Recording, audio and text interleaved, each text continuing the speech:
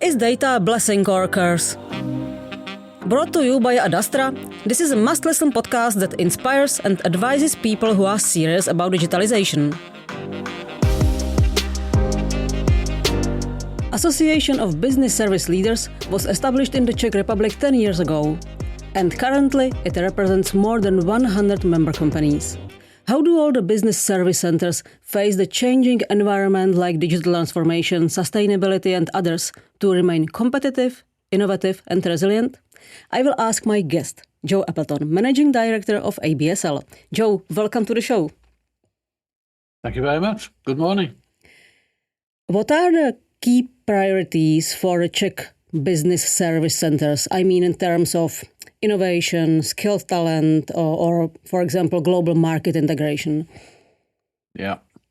According to our latest survey, 2024 survey, our members, the 400 or so business service centers that are here in the Czech Republic, they have three key priorities.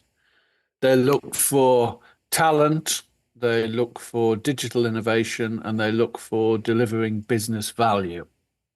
So by talent, they need to find the best people, and I mean the best people globally, not just from the local market. They search the whole world for the people that they need. They need to add value so that they're not just cost centers, because this is not the cheapest location in the world anymore. So they need to be showing their businesses that they can really drive value, add what we call top-line services, actually grow the business, add customers, grow market share. And thirdly, it's all about digital innovation and using whatever new digital technologies they can to remove processes, automate processes, and make everything work faster and better. When you were talking about finding the best talents, and not only in Czech Republic, that means that the Czech global or the Czech business service centers are looking for skilled talents all across the world? Yes. We've been established here for 20 years or so. The sector has grown here since the early 2000s. In the beginning, we were able to source the talent that we needed from great Czech universities, maybe some from Slovakia, surrounding countries. There certainly wasn't a focus to bring in people from everywhere in the world, but now more than 40% of our employees, which is approaching 80,000 people, are expats. And so they are bringing really them to Czech. Come from anywhere in the world. Mostly the EU, because most of the centres have a European focus, so they're looking for the language or the cultural support for those countries. But increasingly, we're seeing people come from the Far East, from the Middle East, from the US, from the UK. I mean, we will, wherever we can find the talent that we need, that's where we're looking. What are, from your perspective and experience, the main differences between Czech and global business service centers? For example, between those who are based in USA or maybe in India? Yes. I mean, you're right. You have to see this as a global phenomenon. Business services now employs millions of people globally. We are a relatively small player. We are a sort of niche player in that market. Because of our maturity. 20 years is quite a long time to have been in this. Many other countries are only just starting.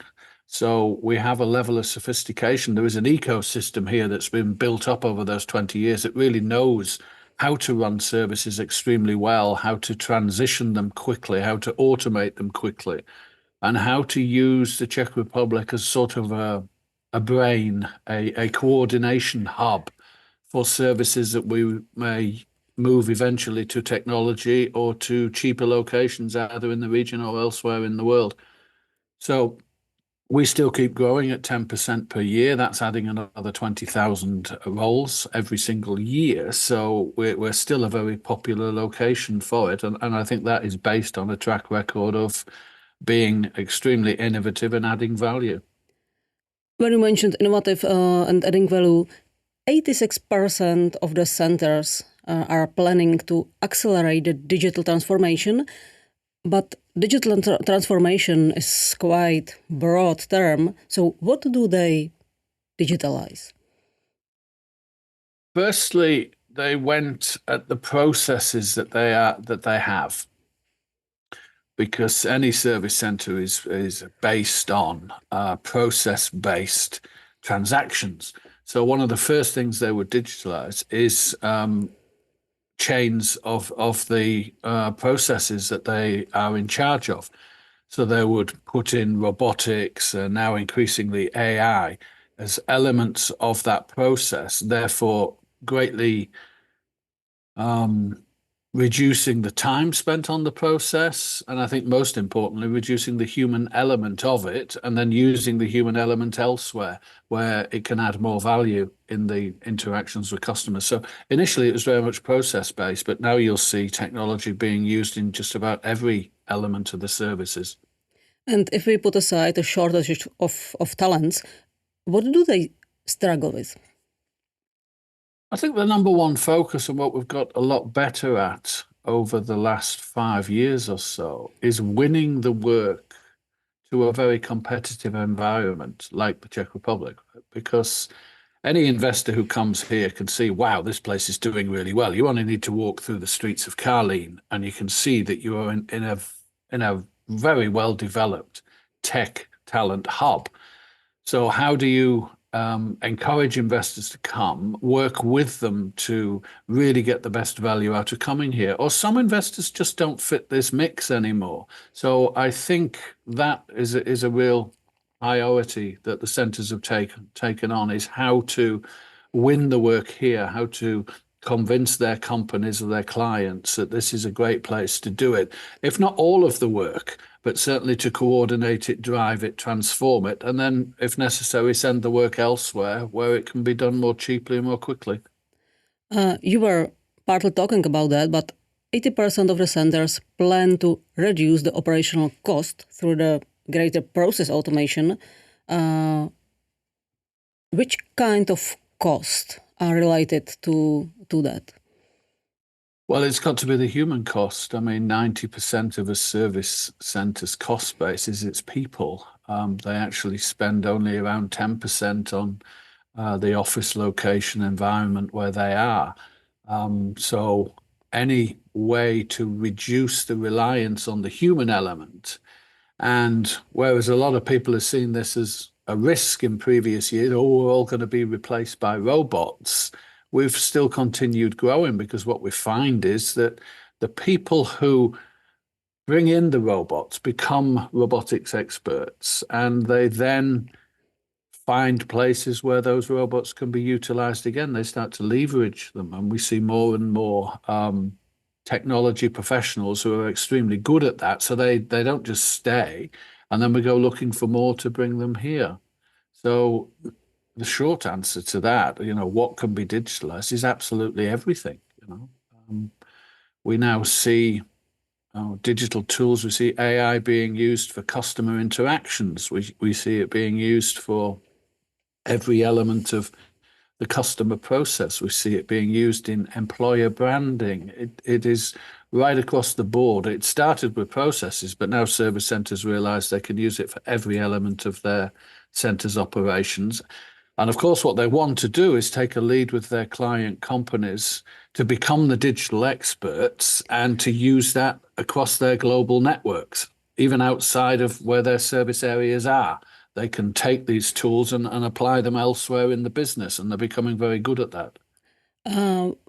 When saying become a digital expert for their clients, where do they look for the AI talents or automation talents? In the Czech Republic? No. Do you think we have enough people here, graduating for universities? We never will have. But the great thing is, if you've got the need, the people will come. If you're good enough at promoting, if you're good enough at persuading people that they have great career moves, then they will come. And obviously, the more that come, when I said we have 40% of our workforce are expats, that is an incredibly powerful magnet for bringing more expats. Most centres realise that their best recruiting resource is their own people.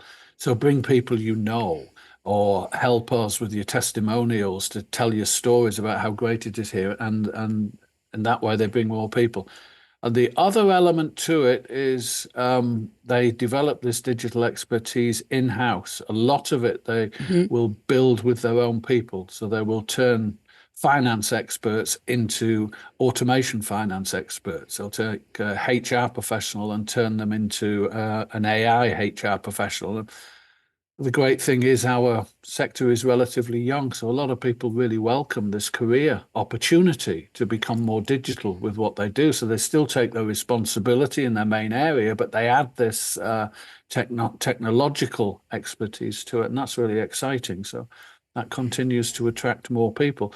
You're always chasing. You'll never reach a situation where I will never hear. I don't expect to hear, we have enough people, we don't need any more. You're always out there looking, but we've become extremely good at finding the people we need. Okay, anyway, this would mean that the market is saturated.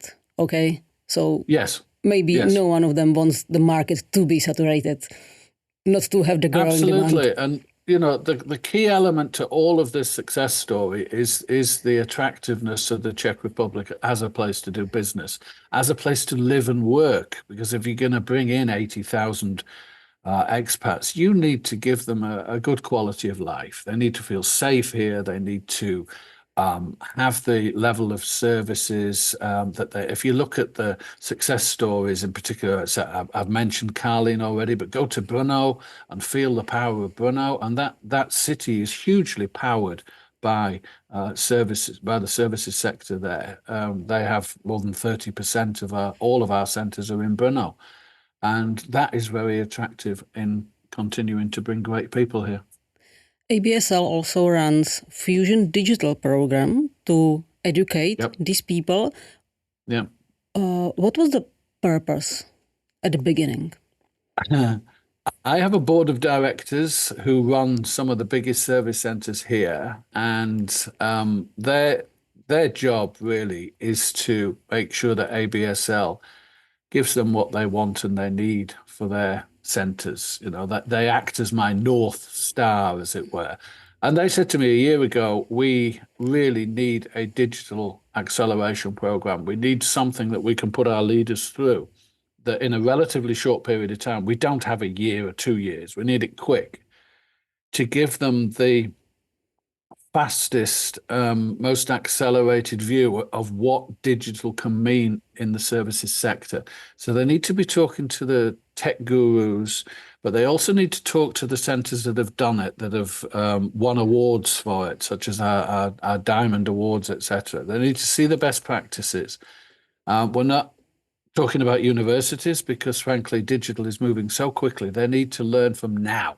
And they need to be with centres talking about what they're developing over the next months and very quickly pick up those practices for their own centres. So we put that together as a programme. We had wonderful support from sponsors who would provide that level of digital awareness. So I think we have some of the best out there, including Microsoft, Deloitte, etc., yourselves, Adastra. And we take them on a learning curve that, they wouldn't get anywhere else. We have a group of 20 of them, young, very ambitious leaders who want to become much more digital in 6 months, and we take them on that journey. If I understand it well, this program is not free. They have to pay for it, right? Yes. I mean, you can't provide high levels of digital expertise like that for free. It costs something to involve the partners that we have to design a program that is really state of the art. I'm just really proud that it's the very first program of its type in this region. It is a unique Czech development, and it really pushes the button for what we need for the future, which is digitally minded leaders, by which I mean leaders who not only run their centres, who understand services extremely well globally, they know how to apply and leverage digital as best as they can in every aspect of what they're doing. And so far, we launched the programme a couple of weeks ago. The feedback is amazing, and really look forward to continuing to run it and then, helping grow hundreds of digital leaders in this country. The business service centers are often viewed as pure cost. Sometimes it's like that. What are What are the main challenges from that perspective? Or do you think that this environment is changing, that their clients are starting to feel or to see the real added value? Absolutely. If you went back 10 years or more, then certainly most of the centres were viewed and actually saw themselves as mostly cost and efficiency centres. And they were extremely good at it. And those were the first 10 years of growth and maturity, and it's very typical. But you know what it's like in business? The success that you've had for the last 10 years does not make the success that you need for the next 10 years. So they really started to ask themselves, or their companies would ask them, where are you going? You're getting more expensive year on year because you're in a country that, is really developing. That's a great thing. But what are you giving us back for this extra cost? So the centres were forced to start to look at adding value. It's an overused phrase, but it's right for this situation because it means the leaders need to look at where can we build the business? Where can we show the business that we're not just about reducing 10% of costs here and there? We actually build market share. We win new customers. We can look at the global supply chain and come up with recommendations and even transform it, digitalize it. And in doing so, we can make the company billions potentially, or we can save it, billions of dollars. And that's what they've become extremely good at. And that is where the future is. So the vast majority of the centres are no longer viewed as cost centres. They really are value makers. And we know it because we run Diamond Awards every year for the best practices across the sector, and almost all of those projects are around adding value for their clients. And it's amazing the kind of projects that they get involved in. They're lucky to have global clients, and they really get their teeth into, solving big issues and coming up with solutions that add a lot of value for those companies. We are talking about a business service center side all the time, but how is the demand for the services changing or evolving? It continues to increase. There are still quite a lot of companies out there, especially in Europe, who have not yet established service centres. And there are those who have, but their service centres could have a much wider scope or depth of services than they already do. So the forecasts for the sector globally are very ambitious. Mm-hmm. They predict a 10% year-on-year growth in the services portfolio. So, there's no shortage of work out there. Obviously, winning it into this location is the key to it. But we don't need it all. We're not like India or Manila, where they have millions of people employed in this sector and they need to win every piece of work that they can. We can be a bit more choosy with what is the right mix for this ecosystem here, and just make sure that we win it. And then what this country has an excellent reputation for is we don't just win it, we don't just do it, we do it extremely well. The quality levels, we tend to surprise our clients on the delivery side, and they come back with more business for us as a result. This is how Joe Appleton, Managing Director of ABSL, sees the future of business service centers. Joe, thank you for sharing your insights and interesting interview. Thanks. Thank you very much, Ivana. Cheers. Follow the Adastra Digital website on LinkedIn, Facebook, and most importantly, subscribe to this podcast on Spotify, Apple Podcasts, or Google. This is Iva Karhanová from Adastra, signing off.